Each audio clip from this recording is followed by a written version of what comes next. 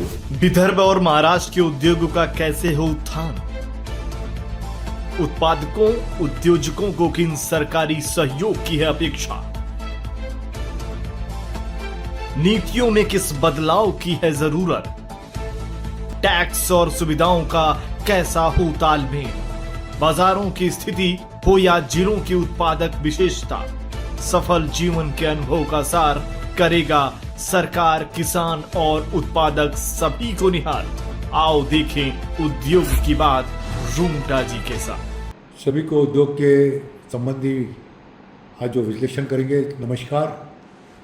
यह महीना तपते हुए मई का महीना पूरे विदर्भ में 43 डिग्री सेल्सियस से ऊपर ज़्यादा टेम्परेचर है और इस बार जो गर्मी है विचित्र तरह की है। इस समय आप लोग को ध्यान भी बहुत रखना है। पर्यटन के लिए ताड़ोबा तो बहुत मशहूर है, लोग ताड़ोबा की तरफ बहुत आकर्षित हो रहे हैं। बुकिंग नहीं मिल रही, बाहर से विदेशी पर्यटक भी बहुत आ रहे हैं। ऐसे हमें कई स्पॉट विदर्भ में डेवलप करने हैं जो लोगों को इस गर्मी में आकर्षित कर सके। जिस तरह लोग ठंडी के लिए बाहर जाते हैं तो कम से कम ताड़ोबा के नाम से यहाँ की गर्मी किस तरह होती है जानवरों को देखने तो विदर्भ में आते हैं। चंद्रपुर, नागपुर, गढ़चिरौली ये एक जंगल का क्षेत्र है। उसी तरह यवतमाल के पास, मेलघाट के पास भी टाइगर पार्क है। तो देखा जाए तो विदर्भ में टाइगर के लिए गर्मियों के लिए बहुत आकर्षक क्षेत्र है और उसके लिए हमारे पर्यटक काफ़ी विदर्भ में आते हैं। दूसरी तरफ तो सीढ़ी जैसे हमारा यहाँ पे जो है सेगांव भी बहुत ही मशहूर है। गजानन महाराज के दर्शन करने के लिए छुट्टियों में सभी आते हैं। सेगांव बुल्ढाना का एक महत्वपूर्ण अंग बन गया है। वो एक ऐसा श्रद्धा का स्थान है जो पूरे भारत में पूजनीय है।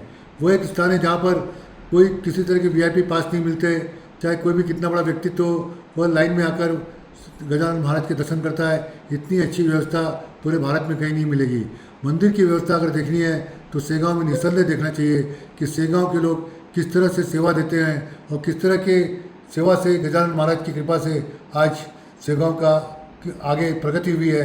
हम महाराज से ये भी प्रगति चाहते हैं कि जिस तरह से सेगांव की प्रगति हो रही है उसी तरह से पूरे विदर्भ की प्रगति हो और सेगांव एक विदर्भ का अंग है तो जरूरी निसंदेह विदर्भ की प्रगति अब कोई रोक नहीं सकता। इस बार हम चर्चा करेंगे बुल्ढाना जिले की। बुल्ढाना जिले में 13 तालुका है।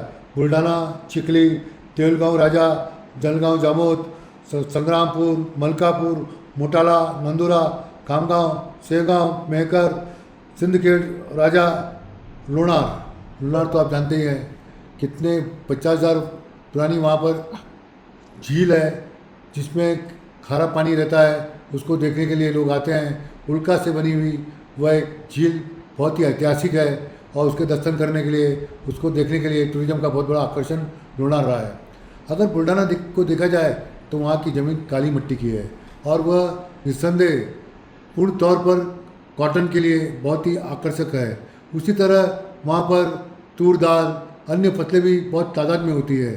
कॉटन का वहाँ कहा जाए तो ये कैसे महत्वपूर्ण स्थल है जहाँ पर काफ़ी जीनिंग है। उसके कारण वहाँ पर काफ़ी ऑयल मिल भी है और सबसे अच्छा जो वहाँ पर कहा जाए तो कॉटन में बिलोना निकलता है, उसके लिए वहाँ की ढेप खामगांव की बहुत मशहूर है। उस पर प्रीमियम चलता है। इसके बारे में हम आपको पहले बता चुके हैं कि खामगांव चांदी के बर्तनों के लिए भी मशहूर है और खामगांव यहाँ पर आज इतना बड़ा इंडस्ट्रीज का जो एमएसएमई का स्थान बन गया है।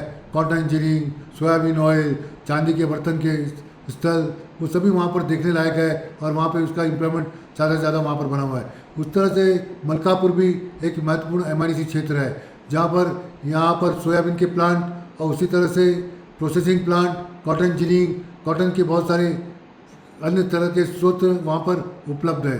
देखा जाए तो चिखली में भी कॉटन इंजीनियरिंग काफ़ी मात्रा में है और ये पूर्ण तौर पर विकसित क्षेत्र कहे जा सकते हैं। लेकिन हमें यह करना है कि वेस्टर्न महाराज के सामने हमारा बुल्ढाना भी टिके, क्योंकि वहाँ पर ज़्यादा से ज़्यादा कृषि प्रधान ही सभी उद्योग है।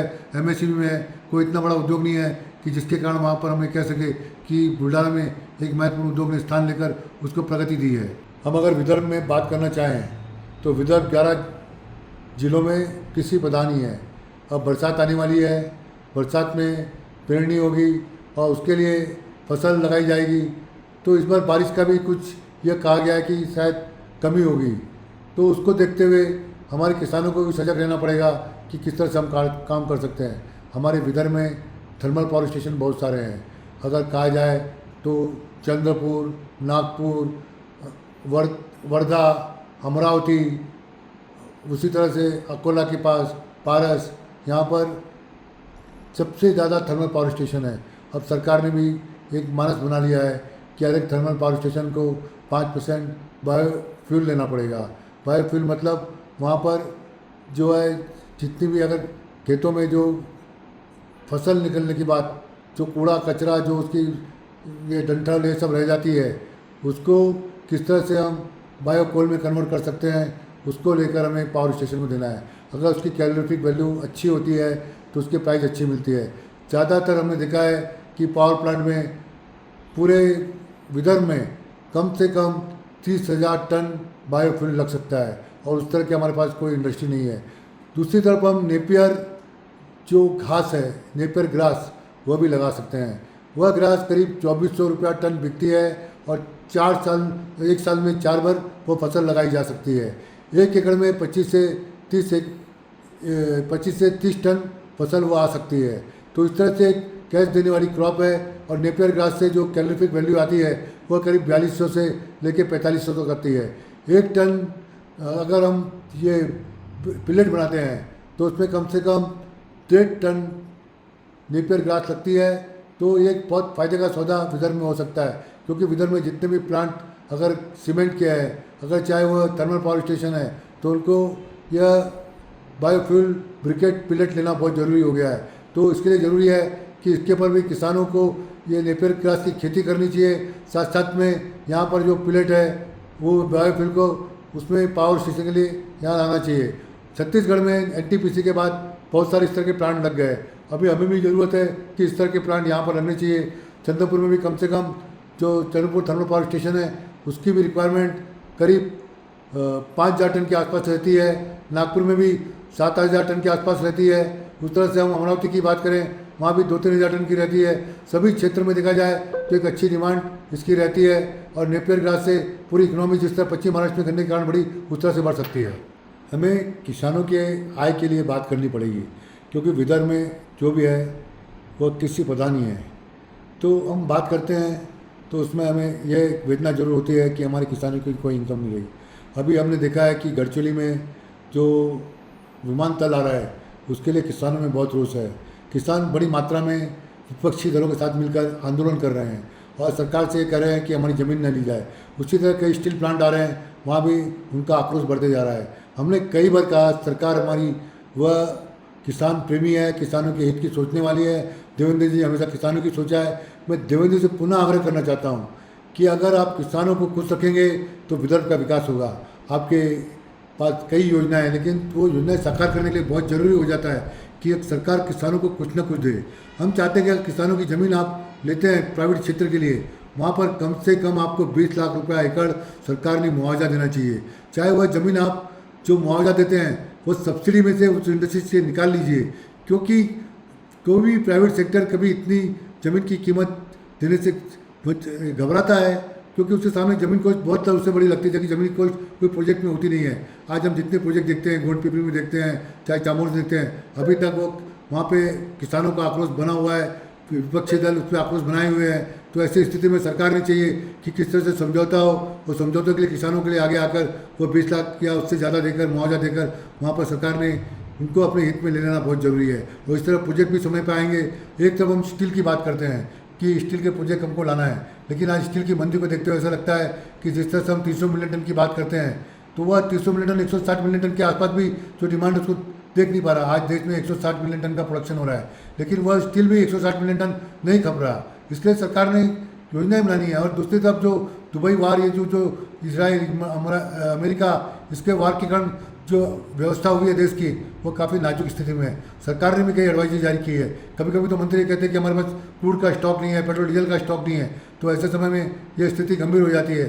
सरकार में जो भी है स्टेटमेंट मुख्यमंत्री ने करना चाहिए, न मंत्रियों ने, क्योंकि ऐसे में कहीं भगदड़ हो जाती है। और उसमें क्या होता है कि लोग स्टॉक करने के लिए पेट्रोल डीजल पे बड़े बड़े कतारें लगा देते हैं, और तो सरकार ने स्पष्ट स्थिति का ये बताना चाहिए और लोगों ने भी सरकार को साथ देना चाहिए। ऐसे समय में जब देश थोड़ी स्थिति में मुश्किल में आ जाता है, फॉरेन एक्सचेंज हमारी ज़्यादा जाती है, तो उसमें देश को आगे लाने के लिए आज हमारी भी एक मोरल रिस्पॉन्सिबिलिटी बन जाती है कि हम सरकार को कंधे से कंधा साथ दें। दूसरी तरफ कोल गैसीफिकेशन के बारे में चर्चाएँ हो रही है।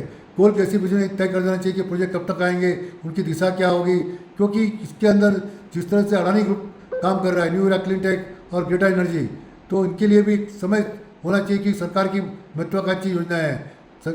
बातें बड़ी बड़ी हो रही है कि हम इसका पर्याय बनाएंगे, ये बनाएंगे, वो बनाएंगे, लेकिन 11 साल से हमने कोल गैसीफिकेशन का प्रोजेक्ट लिया है, उसमें किस तरह से हम आगे जा सकते हैं, क्या कर सकते हैं, सरकार किस तरह उधार दे सकते हैं। मैं सरकार से फिर से अनुरोध करता हूँ, सरकार ने इस प्रोजेक्ट को वायबल बनाने के लिए 4 साल तक कैपिटल इंसेंटिव देना बहुत ज़रूरी है, क्योंकि चाइना की इकोनॉमी के सामने, चाइना की जो ब्यूरोक्रेसी है उसके सामने और जो वहाँ की काम करने की पद्धति उसके सामने बहुत ज़रूरी है कि हमारे उद्योगों को टिकाने के लिए सरकार ने 4 वर्ष तक उसको कैपिटल सब्सिडी देकर इस प्रोजेक्ट को वायबल बनाने के लिए आने वाले उद्योगों को साथ देना जरूरी है। यह प्रोजेक्ट हमने लाया है, हमने इसको देश को गडकरी जी के साथ और देवेंद्र जी के साथ, हंसा जी के साथ ये प्रयोग में किया है और उसके साथ हमारे साथ कई लोग बढ़ रहे हैं। कोई ग्रीन स्टील बना रहा है, कोई इसमें अमोनियम नाइट्रेट बनाएगा, कोई कई तरह की गैसेस निकालेगा।